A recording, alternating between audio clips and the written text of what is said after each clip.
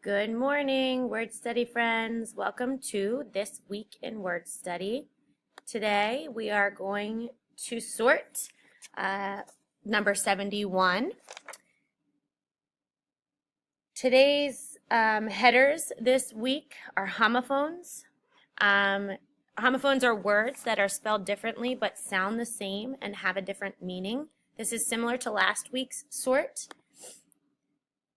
We're going to look at the pattern in these words and look at what you notice about the words, how they're similar, how they're different, and what might be the pattern. The word cards this week are ring and ring, guilt and guilt, die and die, witch and witch, right and right, time and time, buy and buy, night and night, it's and its, sight and sight, and aisle and aisle. We're going to sort the words according to the short I sound and the long I sound. We'll start with the word ring and ring.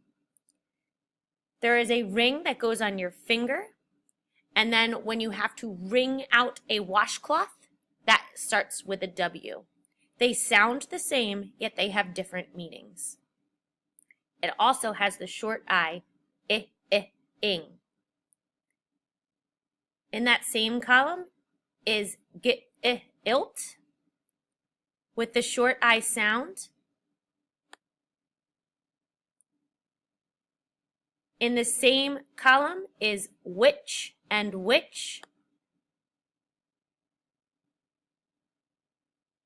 In the same column again is its and its.